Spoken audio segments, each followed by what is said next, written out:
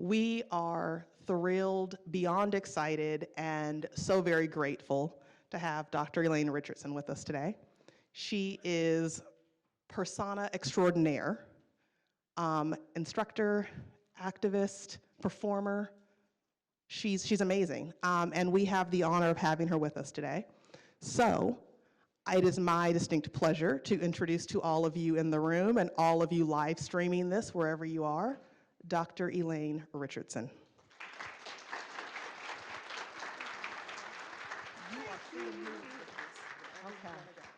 Okay. Thank you all so much for coming on an early Saturday morning. I hope I don't give you too much theory, but I have to give you some. Do I just keep hitting this until I see my first slide? Oh, I went too fast. Uh-oh. Okay, that's my first slide. That is my first slide. Okay. So before I begin my talk, I just want to thank Dr. Ken Varner for inviting me and telling me about this wonderful program that you all are doing to improve education here in the state of Nevada. This is like a dope program, y'all. You guys are a part of. And I'm so happy to be able to be here today to speak to you. I'd like to thank also Cecilia Choa. I just have gotten such a beautiful vibration from everybody, from Ken's first email to me, to Cecilia, getting the logistics together, and then Morgan, I'm her new auntie. She's been amazing. Just everybody that I've met, just a beautiful vibration. And it doesn't hurt that the countryside here is so beautiful. I'm from Ohio, so it's a totally different landscape. So I just feel so much spirituality just looking at the land here. It's just a beautiful space. I also want to thank Clay T. White and just everybody that I've met so far. So let me introduce myself. Bam. This is a copy of the cover of my book that many of you have. Don't know if you've had a chance to read it, but this is from a poster from, I think I was speaking at, where was I, Illinois? Somewhere in Illinois, I think. And I really liked this poster because they pulled out quotes. I killed somebody. You know, they pulled out quotes from my book. I killed somebody. I dishonored my father and my mother. I lied. After a couple days, I turned up at my parents' house with a fractured rib, a battered body, and so the cycle went. One thing about hooking, misreading a face could mean death. My goal became to end the lie that Black people have no intellectually worthy language and literacy traditions. So my title, From Po-Ho on Dope to PhD, you can kind of see some of that journey just in the quotes that they pulled out, from being like totally on a death mission, totally not wanting to live, totally hating myself, to becoming, by God's grace, the person that I've grown to be, and I'm still growing to be today. I'm still healing after all these years, figuring out how to put all the pieces of me together and use them in my teaching, research, community work, and in my music. I use my life to mentor, mother, and sister others, and auntie others. We have to keep fighting for our voices to be heard, to save ourselves, our children from miseducation and spiritual death, because there's so many forces out here that are trying to keep us from being collectively empowered, and so many forces that don't want us to love each other. And I believe in love. because people loved on me to heal me. And I think to be a powerful educator, and I know everybody has their own love language, but to be a powerful educator, I think that you have to love your students. Somebody was giving me some flake. I love it. She said, yes. I loved it, I loved it, I loved it. So, that's a little bit about me. I'm born and raised in Cleveland, Ohio, in the hood of Cleveland. I grew up on a street over from Carl Stokes, who was one of, I think, the first black mayor of a major city. And that was coming from the hood. So I always tell people, and his brother was one of powerful Congressman Lewis Stokes. So I always tell people, great people come from the hood. Never discount people because they came from a poor background. Because just because you're poor doesn't mean that you can't think and that you cannot learn. Yeah. So, bam, let's get this party started right. Bacon is bacon and eggs is eggs. Don't let no boy get between your legs. He'll say you cute, he'll say you fine, but 9 months later, he'll say it ain't mine. I'm a cool, cool girl from a cool, cool town. It take a cool, cool boy to cool me down. And if you don't like my apples, don't you shake my tree. And if you don't like my don't with me. Y'all know y'all ain't right. But bacon and bacon, bacon is bacon and cool, cool girl. These and many other girlhood rhymes are woven together by a chain that remains the same. Living against the condition of racialized femininity, undesirability, and desirability, and disposability of black girls, black women, and gender-expansive people of color, and their offspring and their bodies. When you are racialized, your gender, your sexuality, your language, everything about you is written off as deviant. And I learned that from my friend Eric Pritchard, who wrote the book Fashioning Lives, The Politics of Black Queers and Literacy. These are discourses that were not created by us, but that underlie oppressive systems in the economies of social inequality that our society is built upon. I found bacon is bacon doodled into a handful of the girls' notebooks in my after-school club. When I asked them to perform it for me, that led us to a rhyme swapping session. Performing and embodying rhymes is half of what makes it fun. They cracked up laughing at my rhyme that I performed for them, which is the second poem, Cool, Cool Girl, that I just did for you. When I Googled the poem, Bacon is Bacon, I found variations with a few words changed, like namely the N word replaced boy. They used boy instead of the N word to make their writing appropriate for my eyes. Just like I replaced in my black girlhood rhyme with repeating the syllables that map perfectly onto the originally sexually explicit terms. In this particular, oh, I'm talking too loud. I'm sorry. Too close, I'm sorry. Okay, let me keep it down. You know I'm loud, I'm from Cleveland.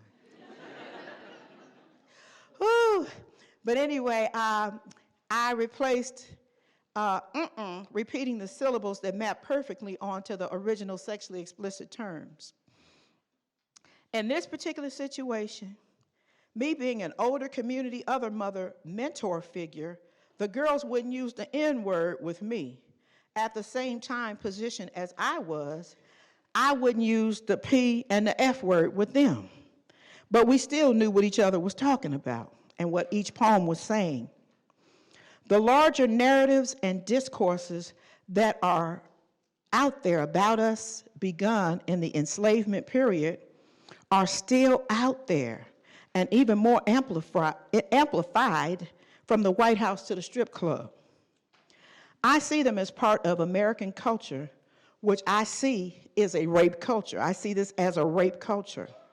The issue of bodily autonomy is central to rape culture and how it structures the lives of Black girls and women in the system of white supremacy. Rape culture can be understood as exploitation of female labor as a natural resource. Sexual labor, domination, control and power over the bodies of women and girls. It encompasses rape and sexual assault, demeaning practices such as sexual harassment, verbal abuse, policing women and girls' bodies, dress and behavior, requiring docility, for example, performance of submissive, demure scripts. Macho male aggressive identity is normalized and widely acceptable. Rape and abuse of women and girls is normalized and often seen by the larger society as the choice of the abused person. Sensibilities normalize the economies of rape culture and Black girls' socialization into existing power structures. In a society based on racial capitalism, where some bodies are seen as more valuable than others, race, class, gender, age, ability, as well as certain assets such as body type, skin tone, sexuality, hair texture, language, and other bodily attributes are considered more or less desirable. Although all of these considered female identifying are generally seen as less worthy and are more vulnerable in rape culture. For me, rape culture is also about people in power taking advantage and exploiting weaker people. Rape is entangled with capitalist exploitation. This includes countries that underdevelop third world peoples and take their natural resources, environments where rape is rampant and normal, and people who get raped are blamed. Rape is powerful when a powerful and well-resourced country systemically withholds social goods from people because they are not able to pay or they are not seen as worthy because they've been racialized, or they are made outcasts because of their gender and sexuality. Though Black women and girls are desired, they are also despised and viewed as disposable in this system. The girls in my after-school club, just like the girls in my hood, taught each other these womanish girlhood rhymes and words our parents wouldn't want us to use. However, the social knowledge and ideologies embedded in the rhymes function to teach us things about what it meant to be Black girls, or at least how we are being read in the world. Drawing upon hip-hop feminism, studies of Black girlhood, Black women and girls' literacies, and a reproductive justice lens, my presentation focuses upon the struggle faced by Black women and girls for bodily autonomy in the face of violent systems of power. I will share everyday life examples, including one example of how a prominent plus-size Black woman award-winning hip-hop artist, Lizzo, was linguistically profiled by her white fans. Another example of how Rachel Gentile, a poor, impoverished, plus-size Black teenage girl, a speaker of disempowered Black languages, was discriminated against and victimized by the law in a courtroom where she was the star witness in a trial against a white vigilante, and how Black middle school girls responded critically to Rachel's treatment. This work illuminates the need for critical education classrooms that seek to help as opposed to harm, to transform our world and raise awareness of the crisis of racial and gender injustice. Can I get an amen? Amen? I'm glad somebody with me. Somebody with me today. Yeah.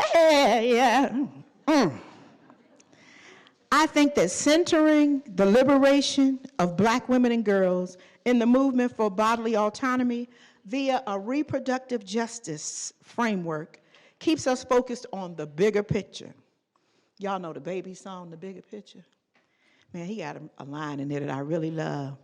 I know I rap about killing and selling dope, but today I'm telling young people to vote because I didn't have no hope.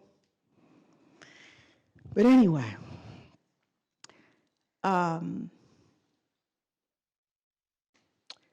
as the radical Black feminist grassroots activist women of the Combahee River Collective taught us, and I quote, "If Black women were free, it would mean that everyone else would have to be free, since our freedom would necessitate the destruction of all systems of oppression."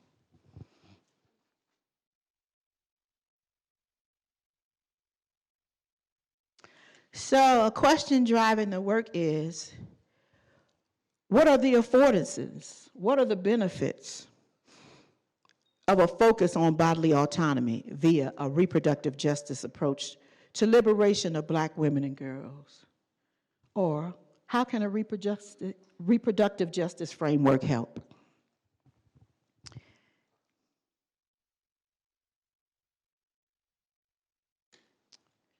Hip-hop feminism, Black girlhood studies, Black women and girls literacies, reproductive justice. These are the lenses that inform my work. My mission as a Black hip-hop feminist community literacies educator is to interrupt racism, sexism, classism, cultural conflict, and social inequality.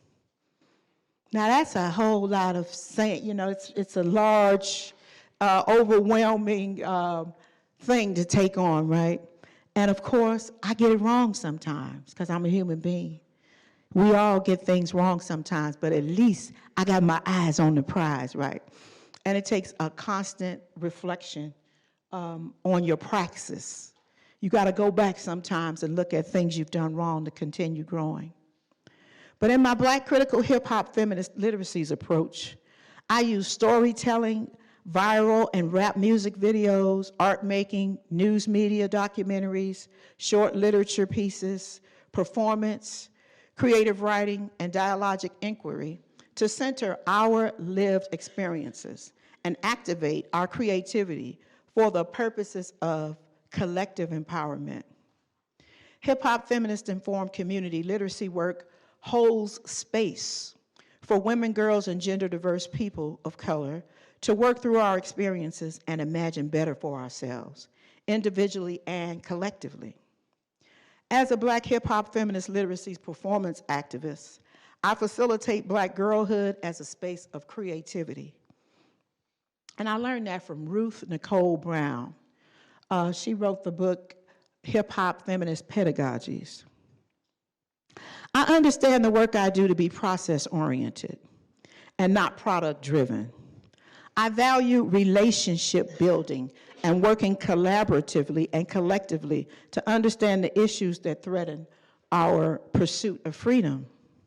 My pedagogical stance is co-learner and co-teacher. I have a lot to learn from my students, from the young people that I work with, and from their parents and from their families. Studies of Black girlhood and Black women and girls literacies focus on how women and girls advance and protect ourselves and our loved ones in society. Strategies we use to make meaning and assert ourselves in the face of violent systems. And that comes from my book, African-American literacy, my books, African-American literacies and also hip-hop literacies. Hip-hop feminist literacies work is about thwarting violence and centering histories. It's also about our joy, pleasure, and love. So you could see that even in those little rhymes that people would write off, that they brought joy, but they also had knowledge in them. And a lot of times we don't value the knowledges and the forms that knowledge comes in from the people that we work with.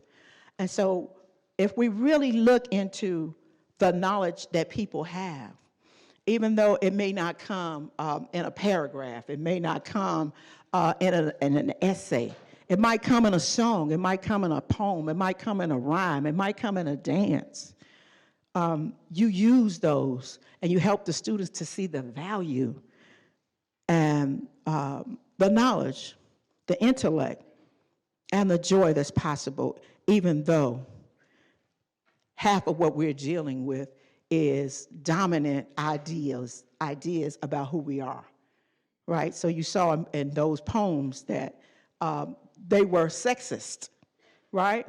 A lot of sexism was in those poems, but that was young people passing on knowledge to each other about, you better watch yourself, right?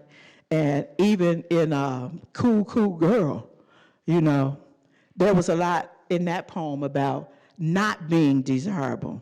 If you don't like my apples, don't shake my tree, and if you don't like my don't with me, right? Black women and girls are entangled in patriarchal systems with our brothers, sons, and loved ones. We are expected to be sources of love, loyalty, and labor, even when being the source may be harmful. So I'm sure you probably heard about when Megan Thee Stallion was shot by Tory Lanez. She didn't want to tell on him. Like that is like a precept of being a black woman, that you don't want to call the police. And that's expected that you won't call the police. The unequal society in which we find ourselves thrives on pitting us all against each other so that we will never be able to dismantle the violent systems that keep us all from being free. This condition is manifested by the general society in which black people are entangled. This is one of the gray areas of life that Joan Morgan, the person who coined the term hip-hop feminism, talks about. That one of the things that she says is a gray area is about how all that testosterone in the toxic masculinity actually can make your nipples hard. So that's a gray area, right? You being called a bitch, this, that, and the other. You're being asked to ride, you know, all the stuff. Y'all know what is happening. But at the same time, you know, you might be getting your groove on and then, damn, no, they ain't talking about me. Yes, they are. They talking about you. But our bodily autonomy is entangled in these systems of white supremacy, capitalism, patriarchy, and other forms of domination. Reproductive oppression is the pathway to population control and the reproduction of a society based in hierarchy and exploitation. This next quote is powerful to me. I found it on the Asian Communities for Reproduction page, and they put it like this: the control and exploitation of women and girls through our bodies, sexuality, and reproduction is a strategic pathway to regulating entire populations that is implemented by families, communities, institutions, and society. I'm gonna just put a pin right there. You notice how they said the reproductive oppression is carried out through our communities, through our families.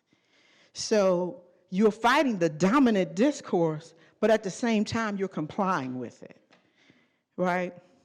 Thus, the regulation of reproduction and exploitation of women's bodies and labor is both a tool and a result of systems of oppression based on race, class, gender, sexuality, ability, age, and immigration status.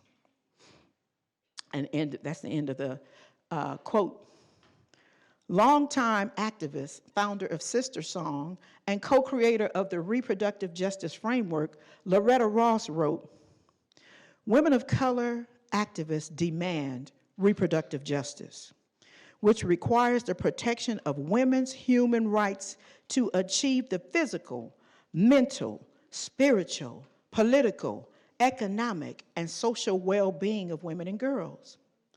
A reproductive justice analysis addresses the fact that progressive issues are divided, isolating advocacy for abortion from other social issues, other social justice issues relevant to the lives of every woman.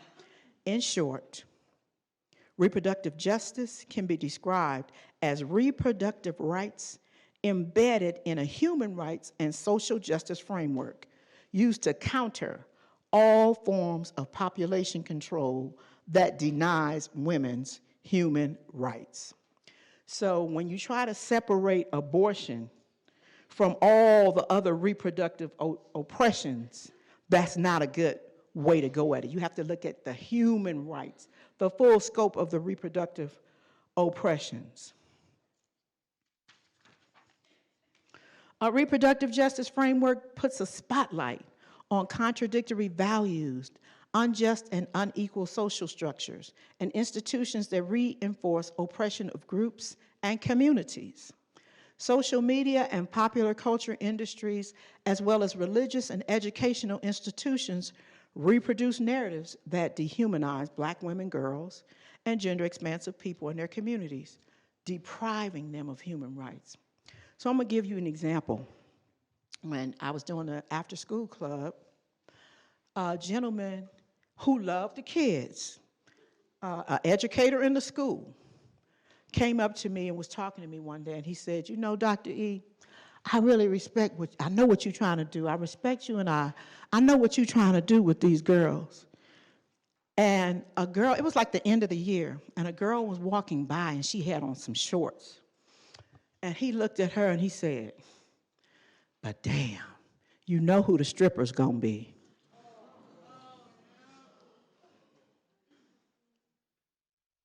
So that's one example, right, of how the thinking within our own educational sites, in our own communities, in our own families is there, that contradictory, non-liberatory thinking, because we've all internalized white supremacy and patriarchy and sexism, all of us. I don't care who you are. If you went to school, if you went to church, if you're alive, you have internalized white supremacy. We're fighting it. We're fighting it within ourselves and trying to become critical, right? But it's a process, it's a journey. That's why I said my presentation is called Journeying to Human Rights and Liberatory Pedagogy. Another example is one day I was coming into the building because all the teachers and everybody knew me, and the janitor came up to me. She said, you won't believe what this teacher just said to me. She said, those kids are sitting in here complaining about what they're getting for lunch. What they think they're gonna get in the penitentiary? I said, what did you say? She said, I couldn't say anything. I didn't know what to say. I was so caught off guard that she said that to me. So sometimes you can't even respond, because it's like, damn. But if it was me, I would have went back to her later, because that's what I do. Because sometimes you can't talk right then. You know what I mean? Sometimes you can't talk right then. You have to go back after you meditated and figure out how you're going to say what, because you don't want to make an enemy. You don't want to make an enemy. You want to show somebody, you know, like the oppression in what they're saying. Like, how are you reproducing a dominant discourse when you talk about Black kids like that? And you're a teacher, and you're saying, where do they think they're going? What do they think they're going to eat in the penitentiary? That was messed up. But anyway.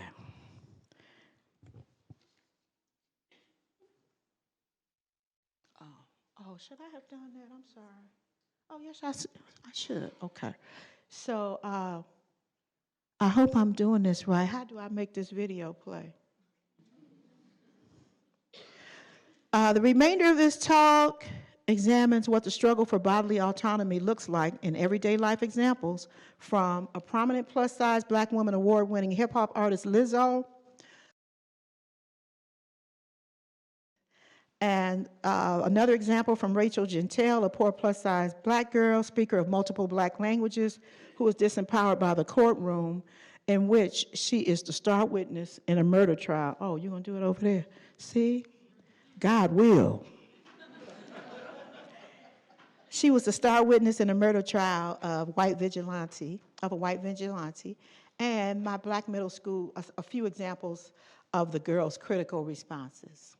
So I just wanted to play this video about reproductive justice, because it's a lot to hear me read it, but maybe you'll get some more from the video.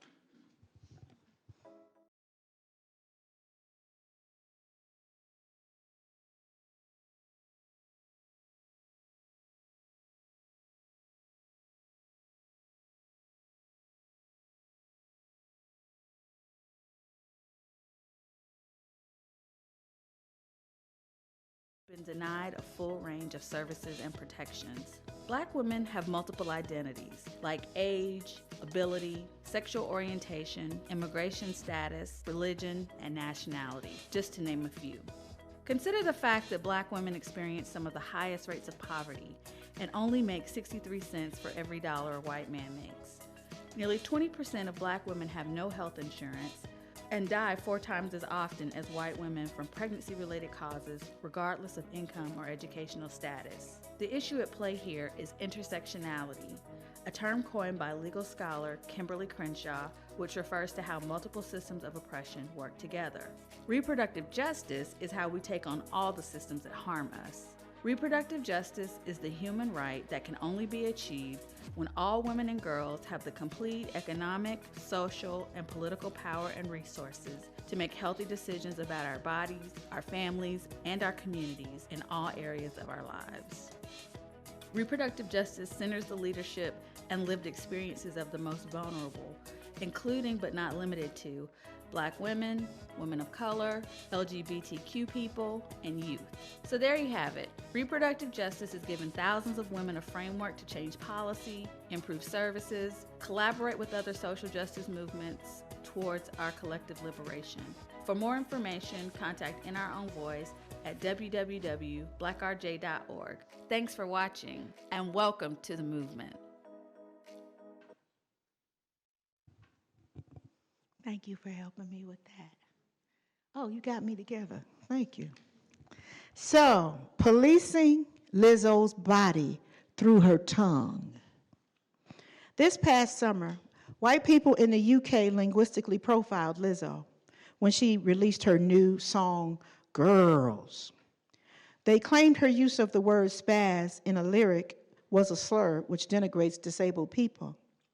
The UK's online newspaper, The Independent, shared a few of the angry fans' remarks. This one stands out for reasons I will discuss. And I quote, "Spaz doesn't mean freaked out or crazy. It's an ableist slur. It's 2020, do better." The writer assumes that Lizzo holds a different definition of the word, since they proceed to instruct Lizzo on what the word does not mean, and they move to teach her their definition as the standard. This is a classic feature of what I call white language supremacy. To assume a Black person is deficient in their use or knowledge of language, and to offer their view of the word and the world. White language supremacy is a tool of white supremacy. By imposing a white worldview, this disability activist is reproducing the very unjust power dynamic they claim to fight against: the erasure of the experience of the oppressed and minoritized. Here's the lyric that demonstrates Lizzo's hurtful use of the word spaz. "Hold my bag, bitch, hold my bag. Do you see this shit? I'm a spaz." And I ended the quote, because y'all know I can't rap, I'm a singer. Black language speakers interpret Lizzo's boasting lines to express that she needs her homegirl to hold her bag because she's about to wild out, get her party on, tear the club up, or something along those lines.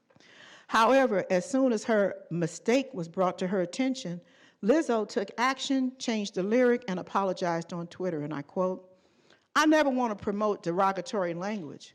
As a fat black woman in America, I've had many hurtful words used against me. So I understand the power words can have, whether intentionally or, in my case, unintentionally." And that's the end of the quote. Black language users immediately took issue because we knew what the word meant to us. As masterfully explained by Allison Gates, and I quote, "White people accuse Lizzo of using a slur because they don't know AAVE. Language is nothing without the context we use it in." As Gaines notes, Black hip-hop artists of earlier eras used terms like stupid, crazy, funky fresh, and were not accused of perpetuating ableism because it was clear that they were using Black language, not making fun of people with disabilities. I agree with Gaines' sentiments about the power dynamics displayed in these white fans' patterns of consumption of Black culture and not showing up for justice for Black women. She says, "While I applaud Lizzo for taking the high road and for apologizing, I worry that many white people only pursued this line of attack on Lizzo because they love censoring Black women. Where is their outrage when Black men use the terms bitch and hoe in music to diminish women, to describe us as objects or property? Where is their outrage when artists use the words stupid or dumb? The more white people get exposed to Black culture, the more they will try to shape it in their own image. Language is nothing without context, and yet white people are pouring vinegar on Black words in an attempt to cleanse it for their consumption." Did not Sister Allison put it down? I labeled the disability activist critique linguistic profiling because it assumed Lizzo to be deficient. As linguist John Ball has demonstrated, linguistic profiling is based upon auditory cues that may be used to identify an individual or individuals as belonging to a linguistic subgroup. Hearers frequently practice linguistic profiling, including drawing racial inferences from small amounts of speech. And I'm ending the quote from John Ball. Oftentimes, linguistic profilers may not know for sure that the speaker is Black because they are only working with auditory cues. However, linguistic profiling is also applicable when profilers have seen and heard the speaker. The mere fact of the speaker's Blackness evokes a discriminatory evaluation of the speech and the speaker. This is the linguistic version of racial profiling and policing Black bodies. Lizzo is doing everything she can to help usher in the body-positive world she'd like to see. After the Supreme Court ruled against Roe v. Wade this past June, Lizzo donated $500,000 to abortion funds that will be matched by Live Nation, totaling $1 million. She created a reality show platform to find and showcase up-and-coming plus-size dancers to give them the opportunity to perform with her. She is serious about keeping body positivity and self-love in the spotlight. In an interview with Tim Grierson, Lizzo states, "Self-love is not a destination. You don't go, I love myself now. It's like, no, bitch, you have to do this for the rest of your life." Because we're living in a society designed to celebrate negativity. You're always bucking against the current to just get back to the thing you were born with, which is a basic level of self-respect and self-love. Did not my sister tell it like it was? Oh.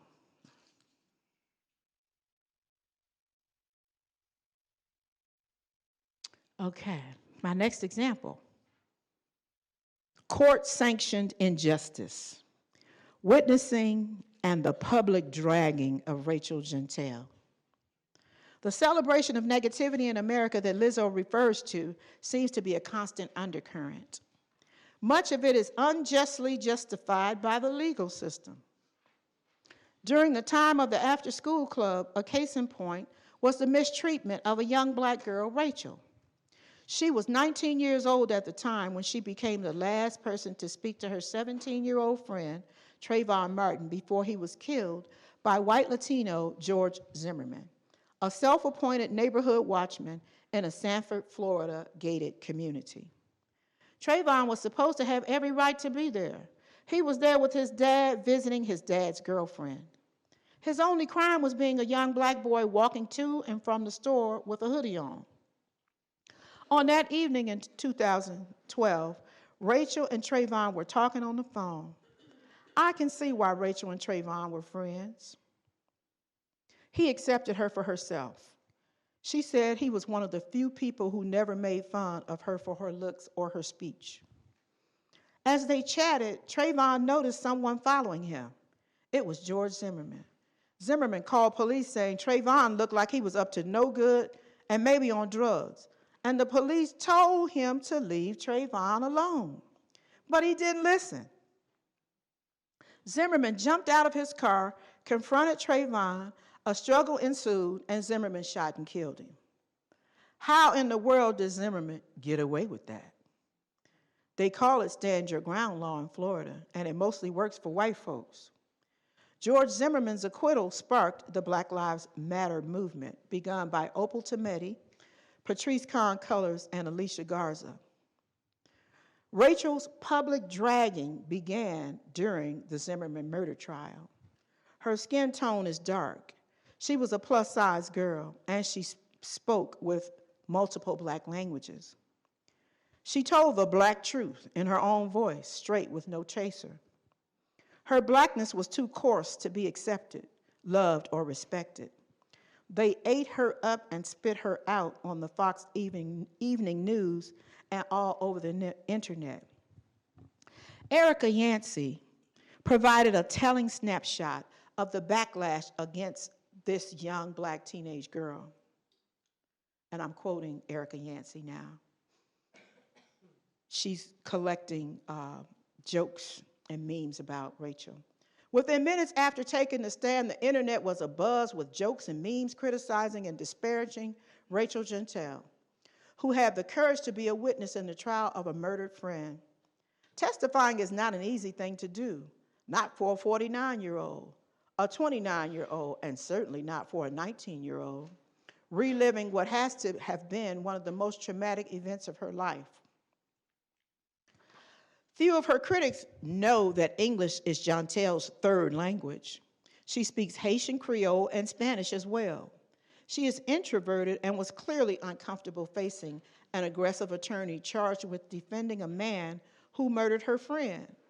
So what made thousands of people think it was okay to beat up on a teenager taking the stand to bear witness in a trial? Why would any human being with an ounce of empathy think it was okay to tweet? That fat black girl testifying in the Trayvon Martin case belongs on a plantation somewhere picking cotton. Another one. Rachel Gentile hurt more black folks today than a million Paula Deans singing 10 Little Niggas. Perhaps the most telling tweet came from Olympic athlete Lolo Jones. Rachel Gentile looked so irritated during the cross-examination that I burned it on DVD, and I'm going to sell it as Medea Goes to Court.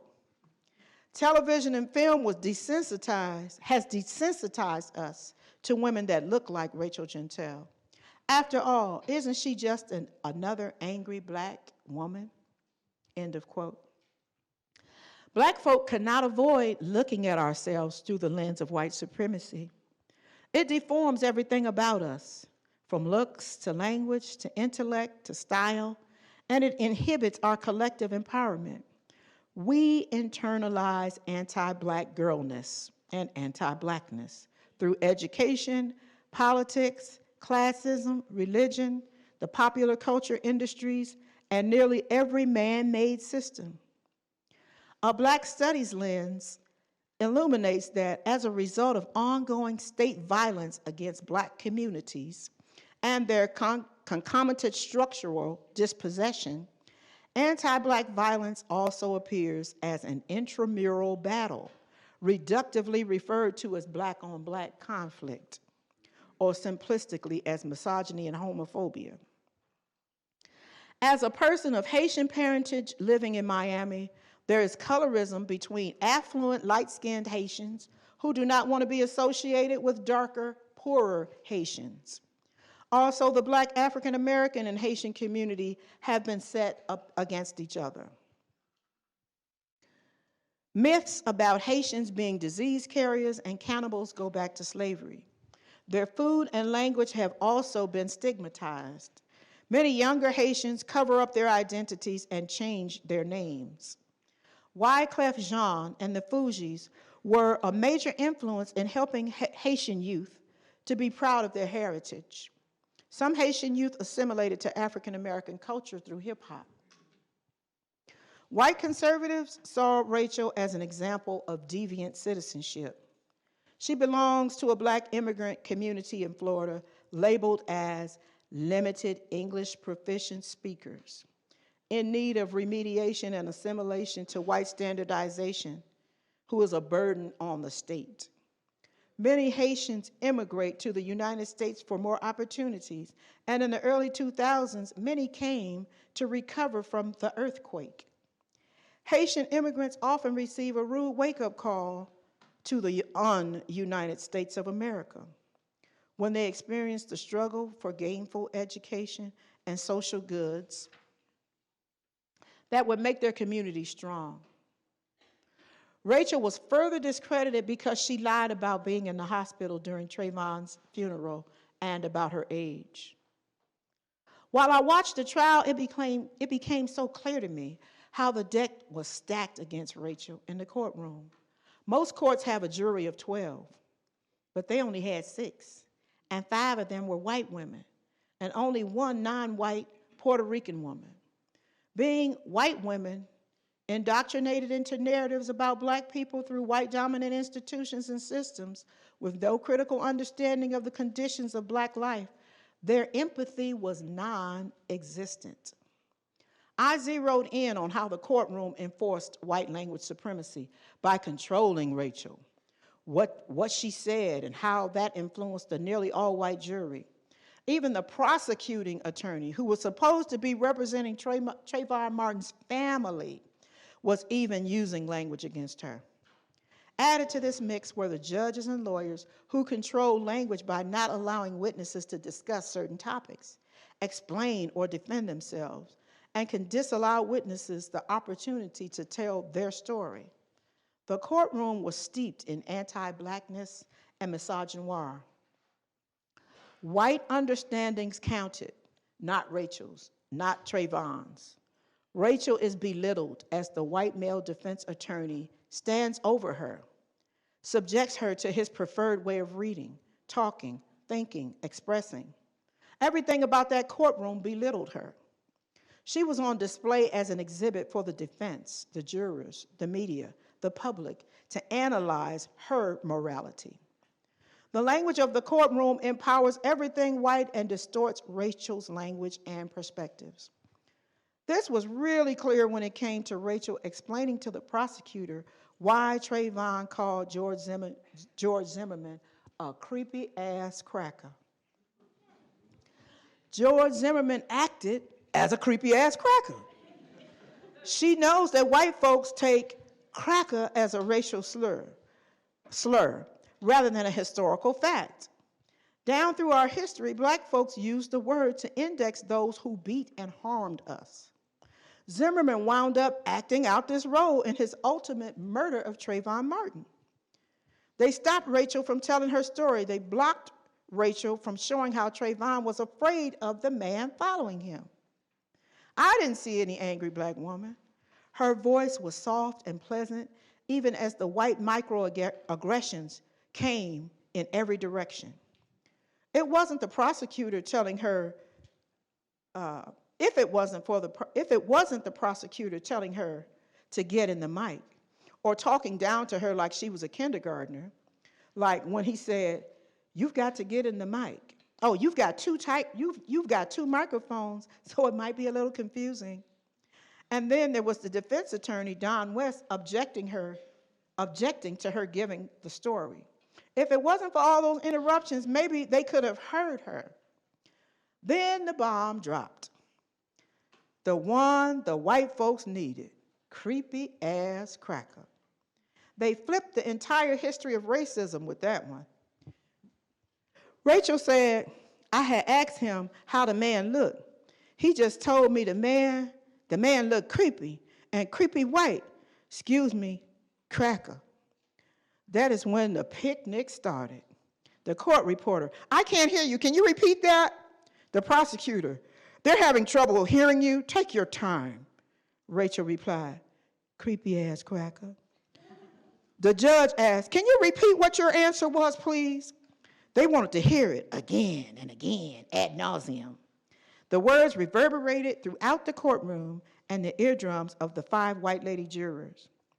Don West and his defense did not have to object to that. The prosecuting lawyer, the court reporter, the judge asked Rachel to repeat creepy ass cracker 10 times. To make matters worse, the prosecution defined creepy ass cracker as a white individual. That's just flat out wrong. Cracker is a certain type of white person, one that has a special interest in belittling and oppressing black people.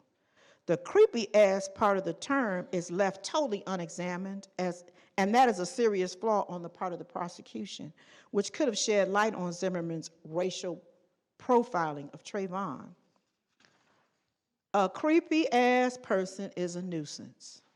The term is associated with sexually profiling someone too. And Rachel mentioned to Trayvon that Zimmerman could have been a rapist. That's why Trayvon broke out running. But another killing part of the prosecuting attorney mispronouncing was the prosecuting attorney mispronouncing the word. That's how they flipped the script and stripped away the history of racial violence against black people and made it look like Trayvon brought race into the confrontation with Zimmerman. Trayvon didn't have any right to stand his ground, and they made Rachel seem like she was angry, dumb, unbelievable, and untrustworthy. That's how they worked the language against her in that courtroom.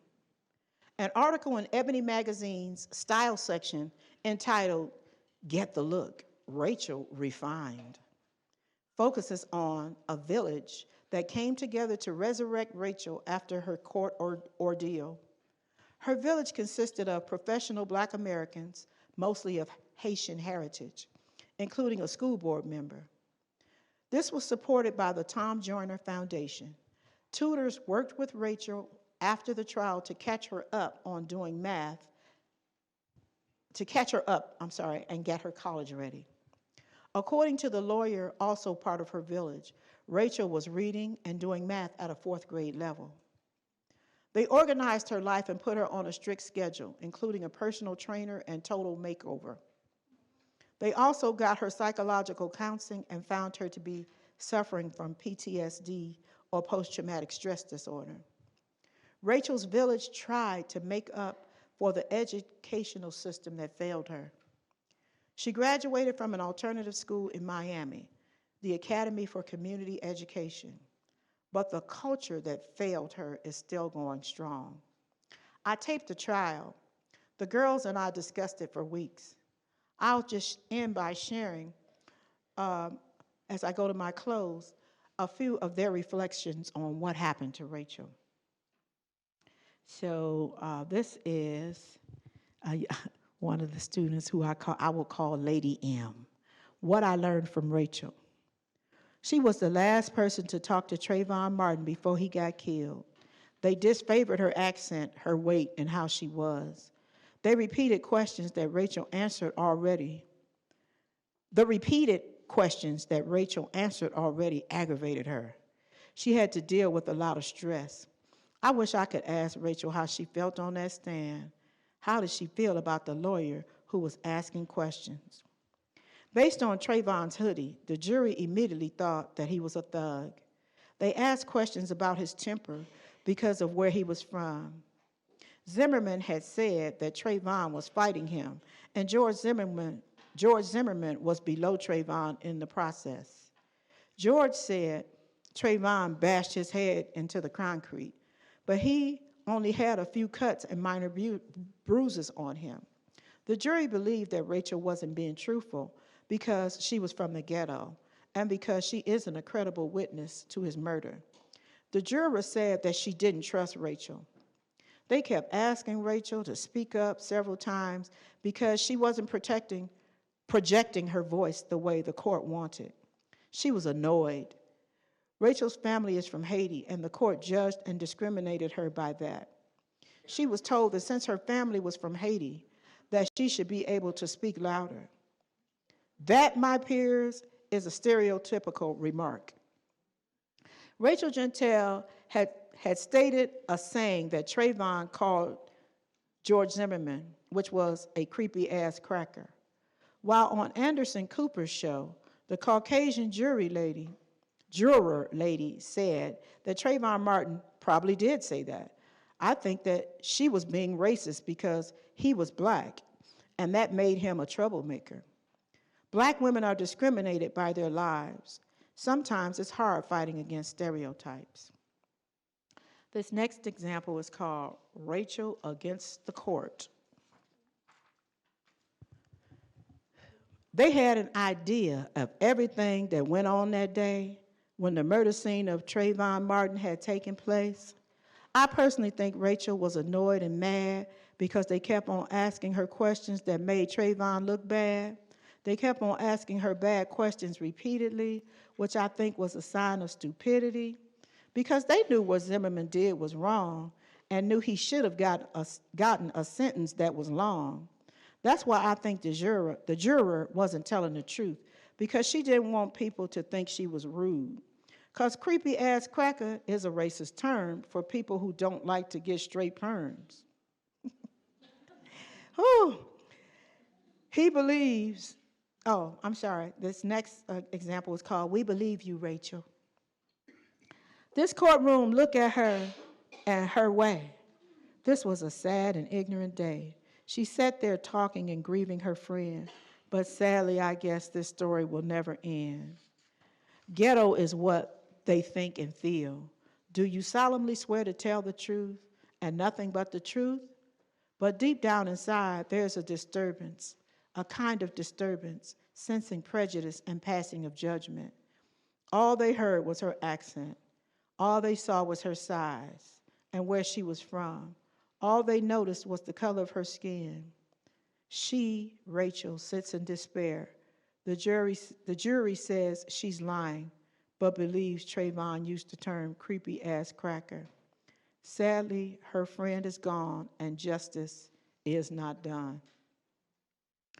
So in my conclusion, when we focus on the experiences of Black women, girls, and gender-expansive people of color, emphasizing reproductive justice, it is clear that our bodily autonomy is under constant siege. To say that our human rights are violated is an understatement. We have no rights that America is bound to respect, as the Supreme Court of the United States overturning of Roe v. Wade has made abundantly clear to all girls and people who can become pregnant, women and people who can become pregnant. The herstories shared in this talk demonstrate that the sexual and gender stereotypes and narratives that Black women and girls face cannot be isolated from racism and other social oppressions. Hence the need for intersectional feminist reproductive justice work to address the reproduction of oppression in our community. As it was in the days of chattel slavery, so it is now. The child follows the condition of the mother. If the mother has not bodily autonomy, neither will the child. Too many mothers will experience what Trayvon's mother experienced. What happened to Rachel in that courtroom, in the schools, society, and on social media is also happening every day to hundreds and thousands of Black girls and gender-expansive youth in our country. In their pre-celebrity status, Black girls and women were vulnerable to violation. They are not exempt from the violences of American rape culture once they become famous. Of course, there are levels, but my point is, it is imperative to teach our girls to read men and nations, and that comes from Sojourner Truth. I don't read such small stuff as letters. I read men and nations. I can see through a millstone, though I can't see through a spelling book. What a narrow idea a reading qualification is for a voter. I know and do what is right better than many big men who read.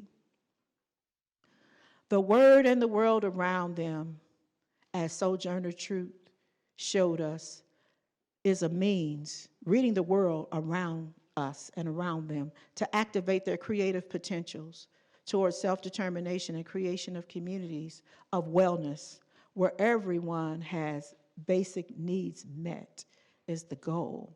And I want to end with this clip from one of my outreach projects called the Columbus Women and Girls Fest. Can you make sure that I play it?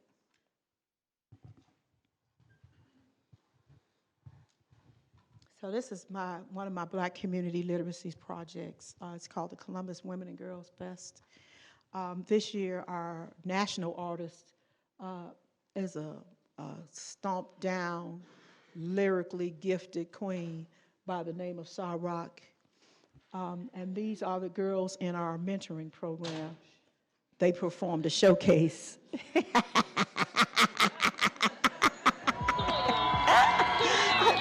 that broke the ice, yes.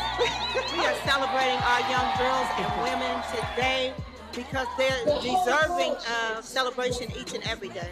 But I just feel it in my spirit that we have to continue to do everything that we can to support each other, to uplift one another, to encourage one another, because times are tough. And they're getting tougher in our community and in our country. And it is up to us to work to save us. So let's give our women and our young girls another round of applause.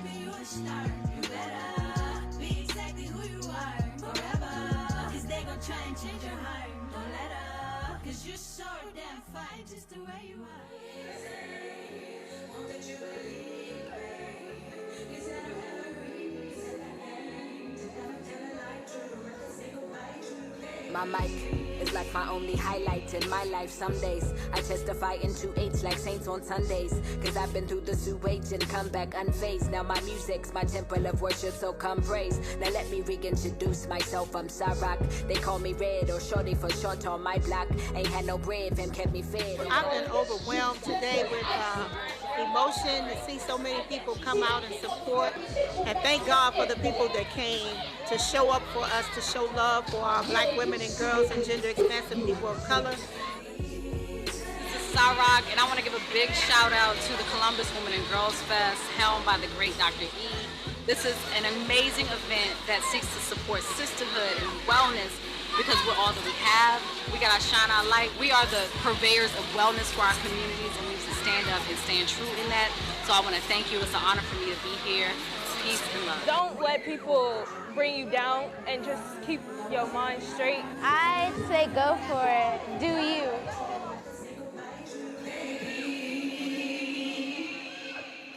Thank you.